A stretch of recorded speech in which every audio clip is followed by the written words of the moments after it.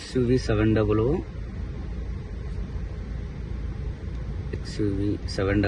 ADAS level 2 ADAS activation process. First digital క్లస్టర్లో మనం settings options open చేయాలి.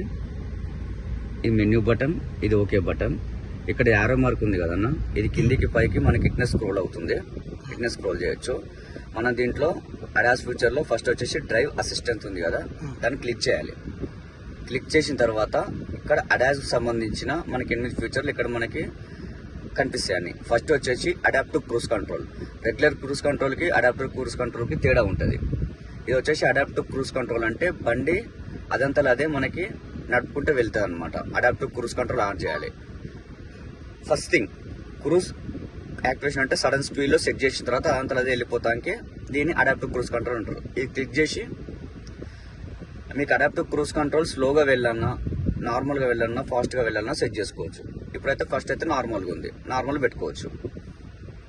దాని తర్వాత ఆటో ఎమర్జెన్సీ బ్రేకింగ్ ఉంటుంది. ఆటో ఎమర్జెన్సీ బ్రేకింగ్లో మనకి దీన్ని ఆఫ్ చేసుకోవచ్చు. ఫ్రంట్ కొలిజన్ వార్నింగ్ అంటే ముంగట బండి వచ్చింది అనుకోండి, ఇది బీప్ సౌండ్ ఇస్తుంది మనకి. ఇది కూడా బీప్ కూడా చేసుకోవచ్చు. లేదా బండి అదంతా అదే బ్రేక్ వేసుకుంటుంది. Auto emergency breaking. మీకు అడాస్ పని చేయాలి అంటే మాత్రం ఇది ఆన్లో పెట్టుకోవాలి. ఓకేనా? వార్నింగ్ లెవెల్స్ ఎప్పుడు ఇవ్వాలి? ఎమర్జెన్సీ బ్రేకింగ్ లేటా, నార్మలా, ఎర్లీయా? ఎర్లీ అంటే బండి మీకు ఇక్కడ ఉంటే ఇక్కడనే ఇచ్చేస్తుంది. లేట్గా అంటే బండి దగ్గరికి అయ్యే వరకు ఇవ్వదు. నార్మల్ అంటే మనకు నార్మల్గా ఇచ్చేస్తుంది మనకి. ఇది మనకి బ్రేకింగ్ సంబంధించిన లెవెల్స్. దాని తర్వాత మనం బ్యాక్ రావాలి. లైన్ కీప్ అసిస్టెంట్, ఇది మెయిన్ థింగ్ అనమాట.